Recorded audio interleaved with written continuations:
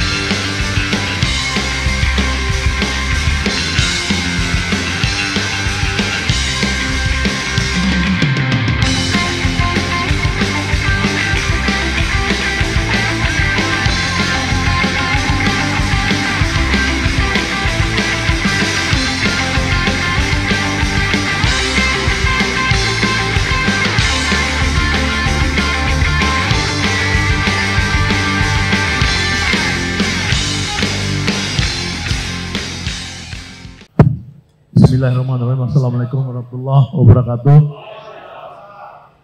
Bapak, ibu-ibu sekalian yang saya hormati, Pak Gatot, Pak Romad Wahab, yang nangkap saya dulu mas, zaman Orde Baru, Pak Purnomo, Jenderal Purnomo, sekarang dekat sama saya, Pak Tiasno, Pak Lanyala, yang berjuang sama saya dan Rocky Gerung, membuat poros perubahan di tempat Mudrik Sangido.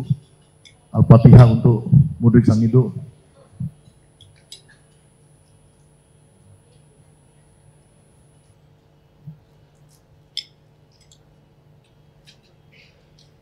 Jadi banyak pejuang-pejuang yang mendirikan kami ini, ada yang ditahan, ada yang meninggal juga, seperti Pak Mudrik dan lain-lainnya. Kita mudah-mudahan tetap teguh. Nah, Bapak, Ibu-Ibu sekalian, saya itu sekitar bulan Juni tahun lalu itu saya bilang sama Jumur, Jum, lu atur gua mau ketemu Dasku. Akhirnya saya diatur sama Jumur ketemu Dasku. Dasku itu teman di Jumur waktu kecil. Dia sama-sama di komplek Bapindo. Kenapa? Karena saya mau berdialog dengan Prabowo. Bukan mau berdialog dengan Dasku saja, tapi dengan Prabowo. Karena saya meyakini bahwa Prabowo ini bukan Jokowi. Ini dulu yang sebenarnya yang saya alami sekarang. Supaya saya melihat kami ini ke depan tuh mungkin bisa ada perspektif yang lain. Ya bahwa cita-citanya sama, 8 tuntutannya sama, tapi strateginya mungkin beda. Karena yang kita lihat sekarang ini ya, terutama ketika Prabowo melakukan satu tindakan yang sangat menyakitkan Jokowi, ya, ketika dia membuat abolisi dan amnesti terhadap Hasso dan terhadap Tom Lembong, itu yang disebut Rocky Gerung sebagai salah satu bagian dari radical break. Karena radical break yang besar juga masih ada tentunya, tapi itu juga bagian dari radical break, memutus mata rantai di mana Jokowi minta Hasso dan Lembong, kita tahu ya, kita dengar-dengar dia minta dihukum berat, tapi kemudian Prabowo memberikan abolisi dan amnesti. Ini penting buat kita untuk melihat bahwa Prabowo dalam perspektif berbeda. Nah, bisa jadi Prabowo ini bukan Prabowo yang 15 tahun lalu yang kita dukung sepenuh hati, ya, tapi Prabowo yang makin menua. Ini mohon maaf Bapak Ibu-Ibu yang makin menua, karena saya baru nanya sama Dr. Hariman Siregar sekitar 3 minggu lalu, apa sih Bang orang tua itu bilang, kalau orang udah di atas 70 tahun kan, otaknya mengecil, kata Hariman. Itu bukan ini, itu kedokteran. 74, 75, dia lebih tua dari Prabowo 1 tahun. Jadi ketika otak mengecil mengkerut itu alamiah. Bisa salah? Oh iya.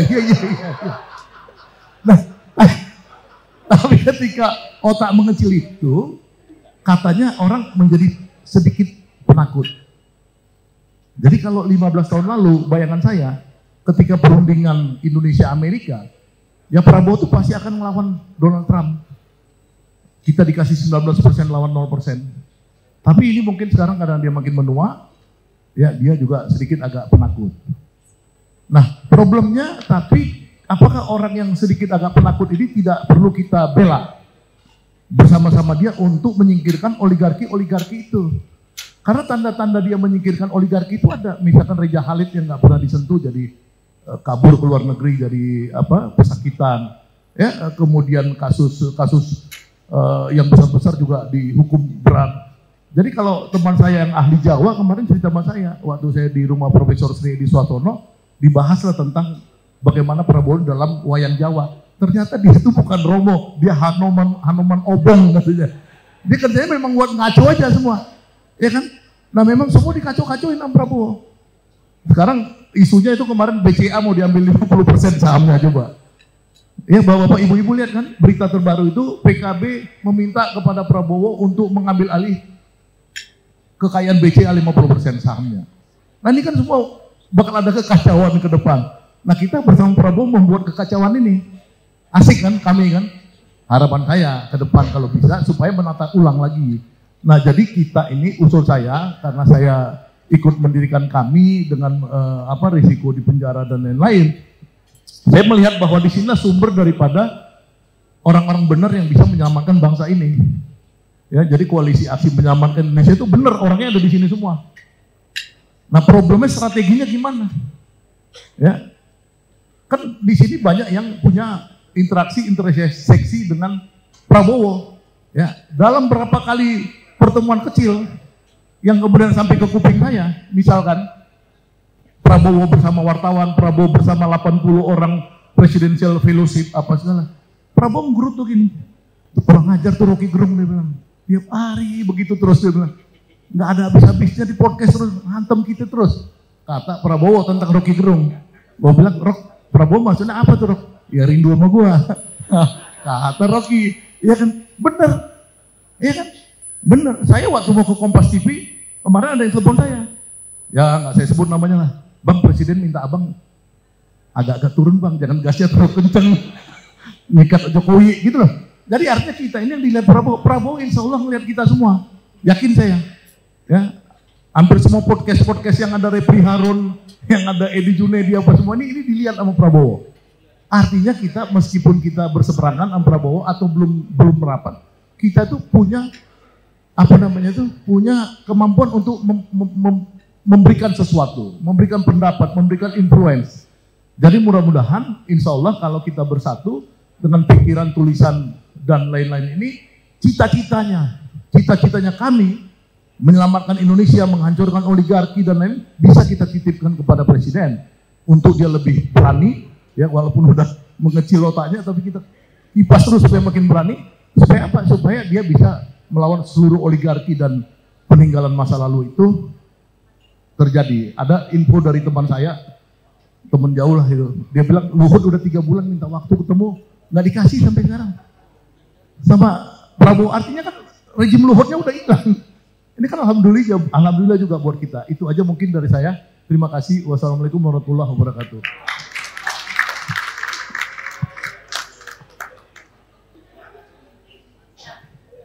Makin asik. Kita tinggal cek, kita konfirmasi ya.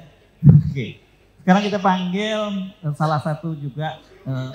Enggak, ini udah diatur Rocky, nanti ada. Ini komite eksekutif dulu. Ya, Jumhur Hidayat dulu dan para pesakitan yang kita minta maju dulu. Ya, Jumhur Hidayat sekarang. Wah, ayo maju. Yang tapi kawannya Dasko sejak kecil kan. Jadi apa singkatannya kalau kawannya Dasko masih sejak kecil itu? Oh, Kapolda. Oke. Assalamualaikum warahmatullahi wabarakatuh.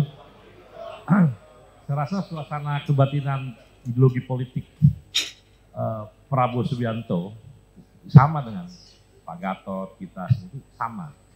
Cuman bedanya dia di kekuasaan, kita tidak. Nah, dia dikelilingi oleh orang-orang yang barangkali beda.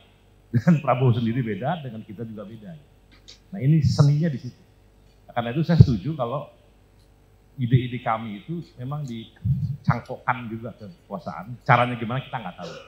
bagian daripada upaya kita lah gitu. Tapi intinya